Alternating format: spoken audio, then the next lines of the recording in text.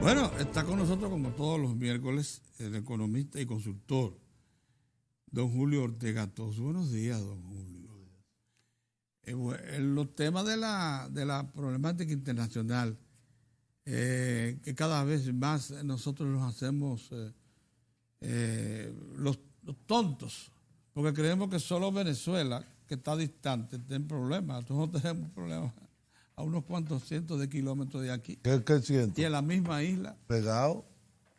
Pegado. Ahí. Y entonces a eso no le prestamos atención. Ahí veo al presidente Donald Trump haciendo proselitismo político muy bien para el 2020. Porque porque esa proclama de Donald Trump de que va a terminar el socialismo este año. En Cuba, en Nicaragua. Y llegará la libertad. Este año. Ahora. Dice él ahora. Y No, se él colocó. no dice este año, sino ahora. ¿Tú sabes dónde él se colocó para decir eso? En la Florida. Claro, en Miami. En Miami, ahí se colocó. Y desde esa tribuna, lanzó eso. Ese petardo que ha recibido una contundente respuesta del presidente de Maduro y del jefe de la Armada. La Fuerza Armada. De la Fuerza Armada de Venezuela, que le han dicho por encima de nuestros cadáveres que ustedes van a venir el 23 aquí a meter alimento a la mala. Te digo que la situación es delicada. Muy delicada. Es muy delicada.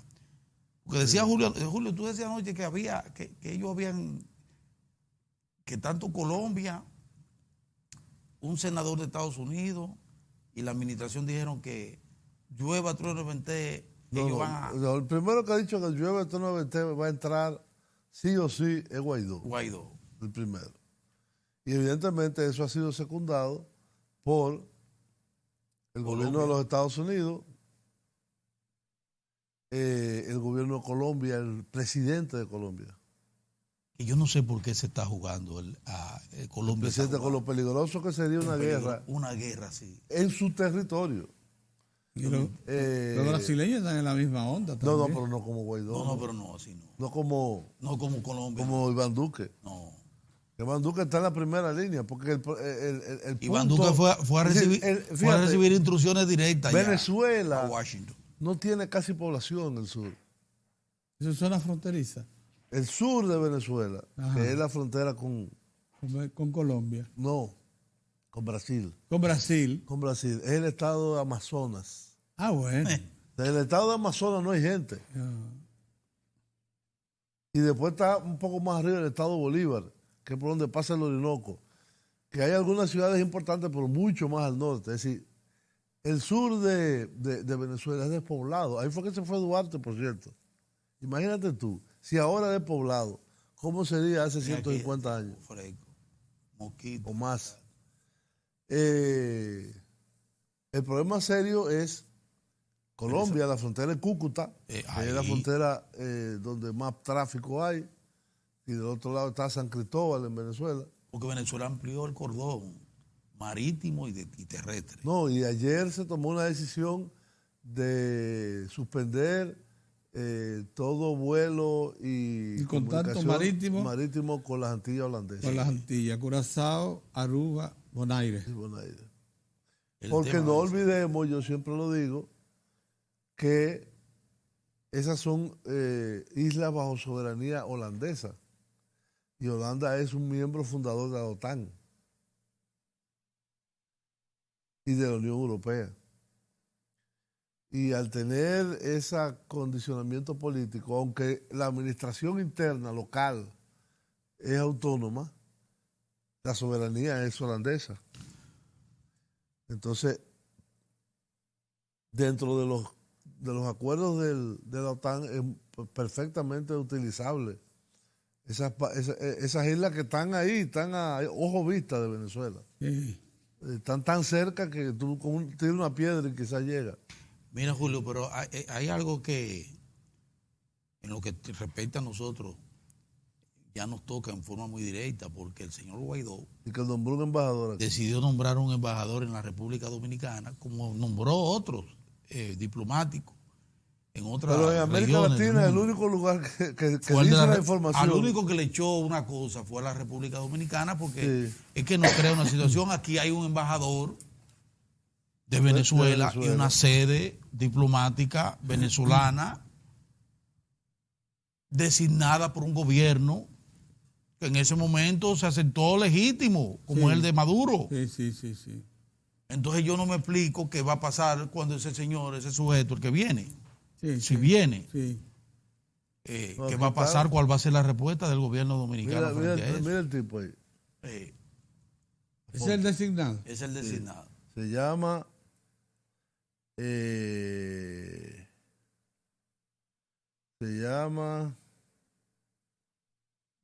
Pero pónselo allí, mira. ya voy, espérate, pero déjame buscar el nombre. Siriaco, ¿cómo es? Eusebio Carlino. Ponlo allá, mira. ¿A dónde? Ahí, Aquí. ¿Ahí se ve? Eusebio Carlino. Bueno, y ese señor Julio. Ese es el sujeto. Ay, Vicepresidente de Acción Democrática. Sí. Un viejo partido del sistema bueno, el más importante. Pero no se supone que tiene que tener, tú explicabas, el placer. El placer. Ningún embajador en los procedimientos protocolarios de la diplomacia internacional es designado por un jefe de Estado o un supuesto jefe de Estado si el Estado receptor no le da la aquiescencia, su visto bueno, su aprobación, que en términos diplomáticos se llama el placet. sí, así es. A recibir, sí. ¿Cómo se hace?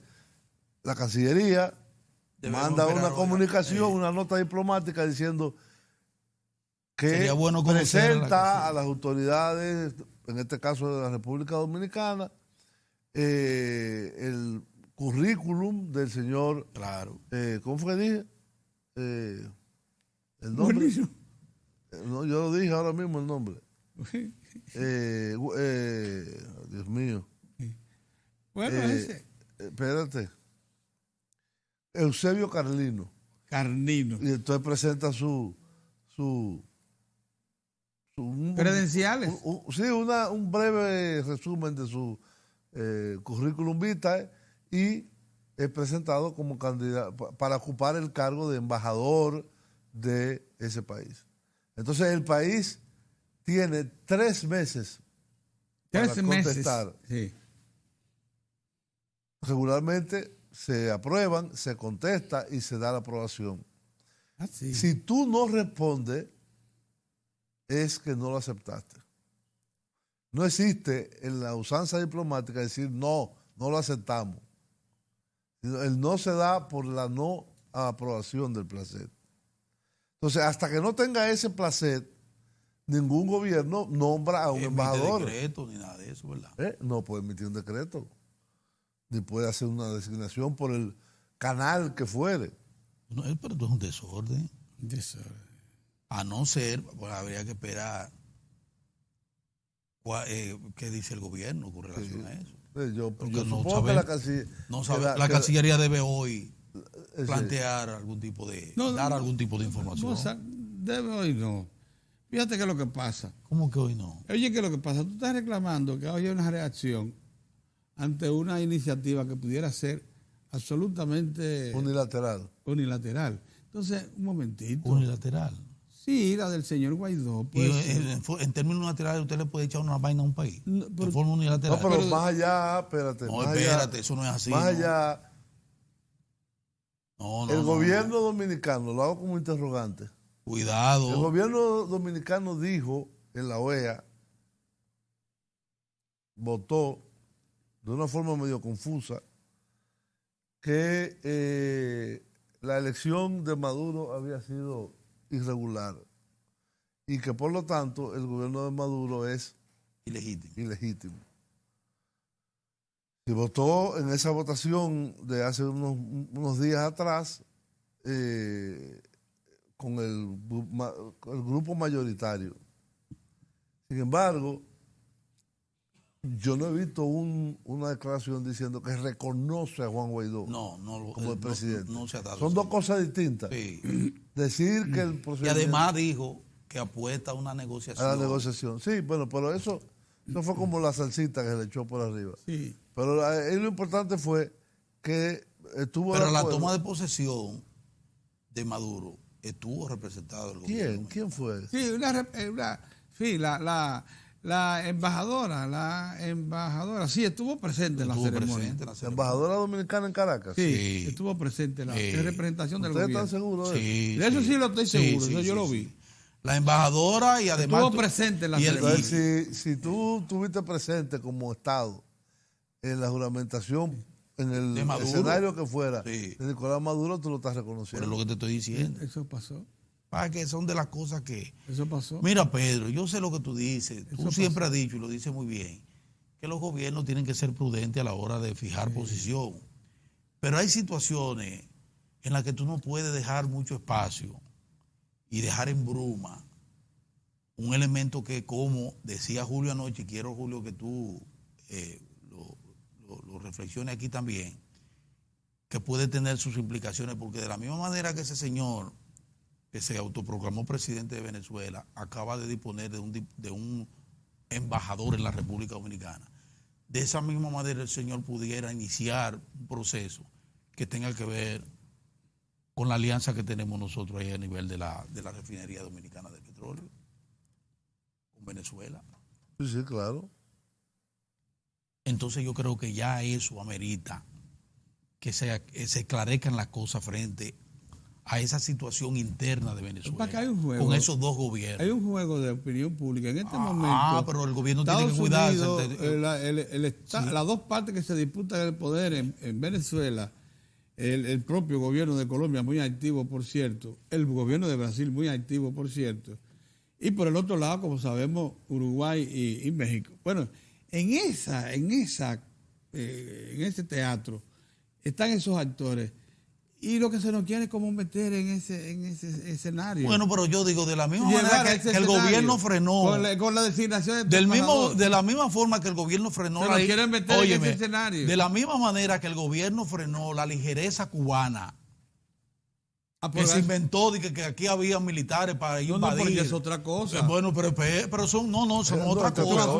No, esas no son otra cosa. Eso es peor. Eso es peor. Pues ya suele designar a un embajador. Una acusación, pero este ahora no nombra un embajador. Porque fue la Cancillería. Y ahorita se presenta ese sujeto, ese señor, en el aeropuerto. ¿Y qué es lo que vamos a hacer? ¿Vas tú a permitir que se cree un conflicto ahí porque tú tienes un embajador aquí? Pedro, esas son cosas que se le dan. Ese hombre va a entrar y a salir y se va a instalar en su hotel, pero eso dices tú. Como un visitante pero cualquiera, eso dices para tú, que lo sepa. Eso dices tú. Es como yo también digo, yo reclamo también. Sí. Es como lo de la electricidad. Sí. El gobierno que diga claramente por qué fue que suspendió la firma. No.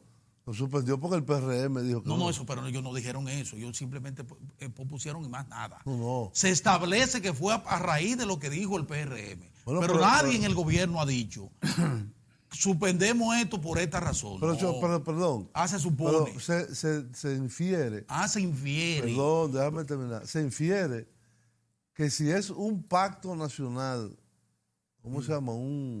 Yo convocaba así. ¿Cómo se llama? Sí, el pacto eléctrico. Sí. El pacto implica a los actores sociales, a los actores económicos, a los actores políticos. Que son y si uno de el principal partido de la oposición dice que no lo va a firmar, ¿por qué se va a echar arriba eso el gobierno? Pero que lo diga. Que lo diga. No lo dijeron. No lo han dicho. No, se pospuso hasta nueva fecha. El gobierno tiene que decir, lo pospusimos, porque no vamos a echarnos eso, porque esta gente hizo tal y tal cosa, pero que lo diga. Yo ese detalle no lo sé. Es que la cosa es que aquí hay que aclarar, la cosa hay que decirla clara. Sí, el detalle. O tú no puedes dejar abierto a especulación. ¿Qué es lo que pasa? La ley que establece la Estrategia Nacional de Desarrollo, como tú sabes, dispone de los 3 pactos básicos: el eléctrico, el educativo y el fiscal. Entonces, pero lo proponen como una estrategia nacional que involucra a todas las fuerzas. Exacto. Entonces, sí, pero si hay una fuerza que decide no hacerlo, tú no puedes poner al país ante un determinado grupo que, de acuerdo a lo que uno ha visto y lo que vive hoy, está respondiendo a líneas estratégicas de un sector con intereses particulares. Espérate, hay un asunto que parece que debe quedar claro aquí. En todas partes del mundo, los servicios públicos, El Estado, los regula el Estado. el responsable y de es el que eso. traza las líneas de su desarrollo y de su regulación. Tú no puedes poner eso Cuando el Estado fue obsecuente con la Claro, oposición, exactamente. cuando permitió que una iniciativa legal como la que crea la Estrategia Nacional de Desarrollo se estableciese el pacto eléctrico como una resolución de consenso nacional. Involucrando muchísima gente. Bien, pero déjame decirte que si el pacto eléctrico no se da, el Estado queda, el Estado dominicano representado en su gobierno, Sí. en libertad de hacer justo lo que dice la Constitución. Excelente, Precisión. brillante, pero la precisión tuya, Sí. que la precisa el gobierno Justo también. lo que hacer, Lo que pasa justo, es que ya está bueno, regular no el sé qué subsector está eléctrico. Es decir, cuál es su plan de expansión, los compromisos que hace el Estado, los compromisos que le están reservados al sector privado y la obligación de establecer una tarifa técnica. Todo eso lo puede establecer el Estado sin consultar a nadie. Justo Esa es una con Pero responsabilidad responsabilidad. ayer Hay que ir a una la pausa, noche, Julio. Mozart leía los causales, aunque Sí. se lo interrumpió, porque eran 10 causas, ¿no era? Sí, están aquí, sí. Te la menciono. Sí. si quieres. Donde ellos dicen cuál no, es. pero- Una de ellas es que en 18 meses terminan los apagones, pero ¿y cómo eso se establece como un pacto? Es una barbaridad. Vamos a ir a la pausa y seguimos con Julio y ese tema de eléctrico.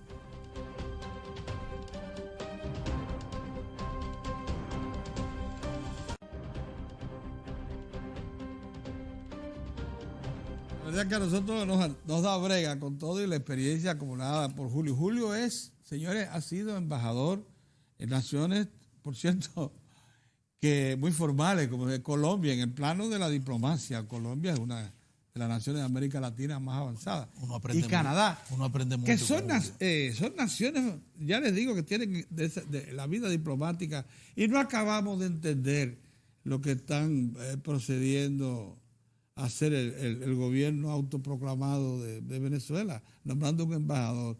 Yo digo que nos quieren meter en el escenario forzadamente. Un escenario que le estaba reservado a ellos, a sus vecinos de Colombia, a Brasil y a los que Estados Unidos. y a los Estados Unidos de América. Yo lo que digo es que nosotros tenemos que cuidarnos. Mira, aquí estoy viendo las razones por las que el PRM no firma el pacto eléctrico, las 10 razones. Dice que se respeta la Ley General de Electricidad y se derogue cualquier decreto o disposición que la viole. Debería ser un poco más específica cuáles son los decretos. O la que le dio al El Estado decreto. el derecho a generar con Punta Catalina. Punta Catalina. Hubo que modificar la ley para poder hacer. hacer Punta Catalina. Claro. O sea, lo que ellos piden es que no genere. Que el Estado no tenga iniciativa Iniciativa de de nueva generación. Ok. Eso Porque es lo ellos que se adelantan. implica, ¿Tú sabes eso por es lo qué? que implica ¿Tú ese sabes lo que punto. iba a pasar hoy? A partir de hoy, ya iba a estar como parte de todo el proceso la licitación para la construcción de una planta a gas. Se está esperando que lo anuncie formalmente el presidente, que probablemente Pero es lo va que a te hacer estoy el diciendo. 27, Pero en el cual marco. llamando a una ¿En qué licitación. marco? En el marco del En el mismo marco de pacto. claro, de nueva generación. Y sí. entonces el PRM de una no quiere, asociación público-privada. no quiere eso. Que quiere el Estado. No quiere una eso. asociación Pero eso público-privada. va. Bueno, aquí hay una que Hay algunas de ellas que son podría hacer razonables. sentido, la segunda.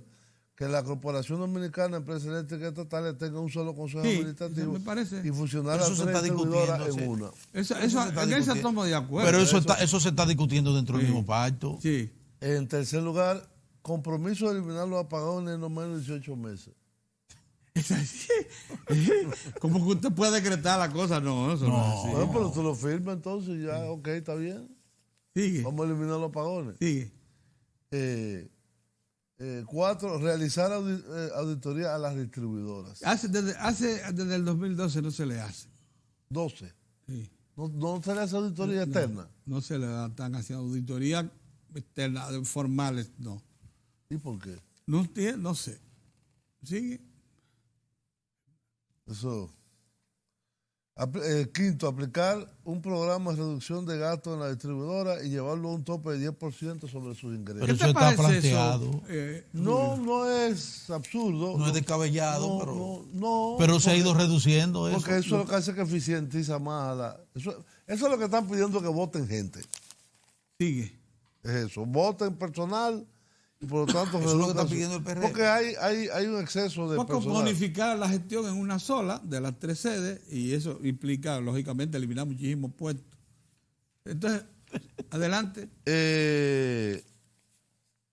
Programar las licitaciones para la contratación de energía con total transparencia y eliminar contratos de grado a grado. Muy bien. ¿Cuáles son de grado a grado? Quizá lo que hace las compras que se hagan en la no distribuidora, digo yo. Pero no hay grado a grado. No, eso está. Dice eliminar, quiere decir que hay. Que hay, eso. ¿Dónde está? No sé quién lo hace. Bueno. 7. Aplicar una tarifa acorde a la población más vulnerable. Esa es la famosa tarifa subsidiada será esta. subsidiada. Y entonces aumentar la tarifa en octavo, hasta que se reduzcan los gastos operativos de los distribuidores. Esa es la que propone la ADIE.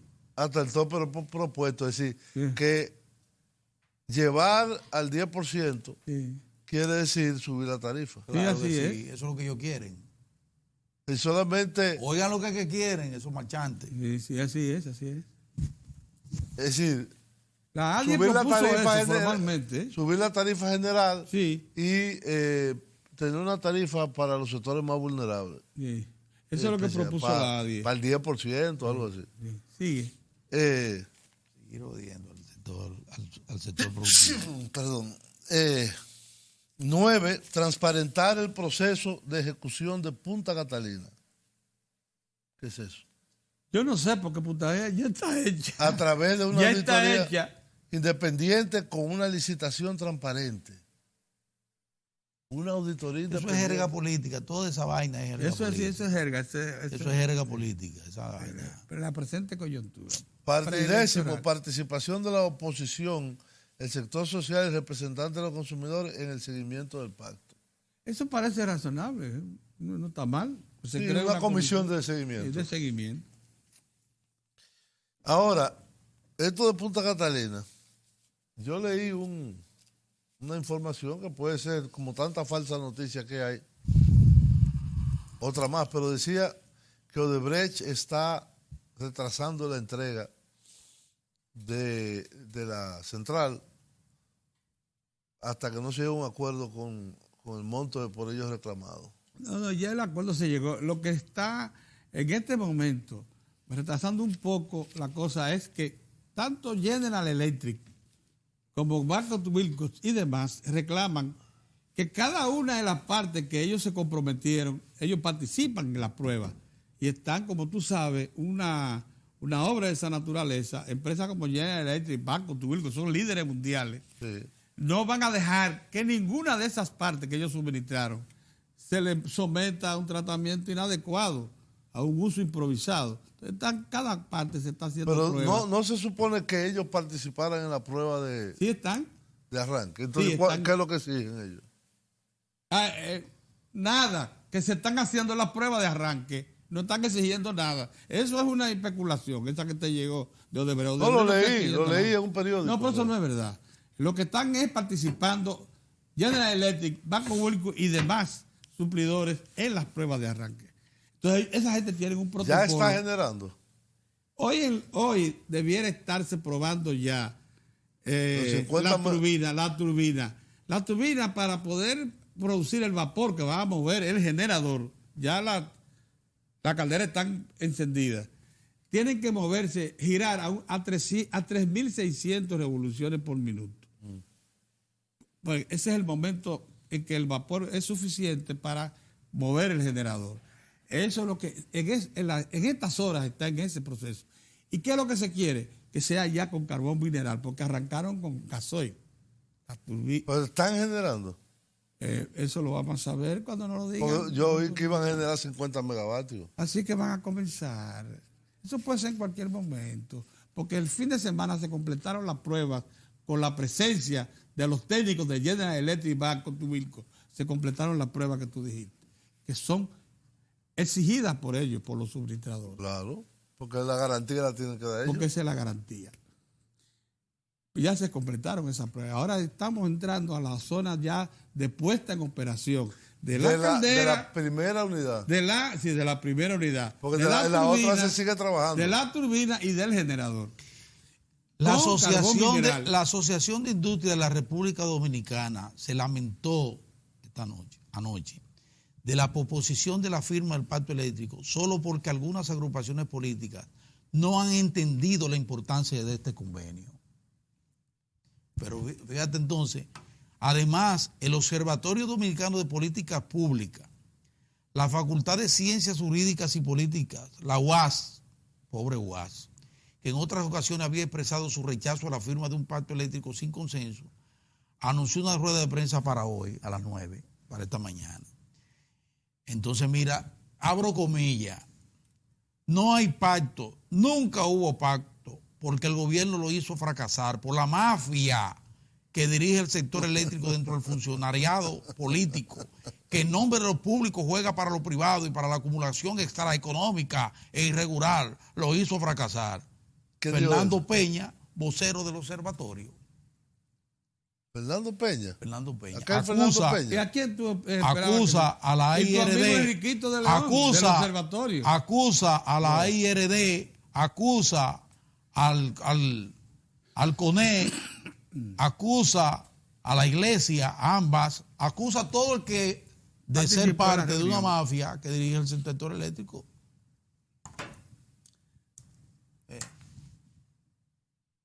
Esa fue una mancuerna esa mancuerna se amarró en horas. Esos fueron los que viajaron a Berlín. Sí, eso se amarró en horas. Y a España, a las asambleas de accionistas del Deutsche Bank y del Banco Santander. Pero ese Fernando para Peña, ese mismo. ¿el que era del PCD? Ese mismo. Que junto con Enriquito constituyen el observatorio. Y no, porque Enriquito es el Comité Nacional de Lucha contra el Cambio Climático. Ellos los dos forman parte de esa entidad. Todo eso fue una cosa que también se inventaron los señores aquellos para... ¿Quién? O los generadores. Se inventaron. ¿Está pagado por los generadores? Sí, por supuesto.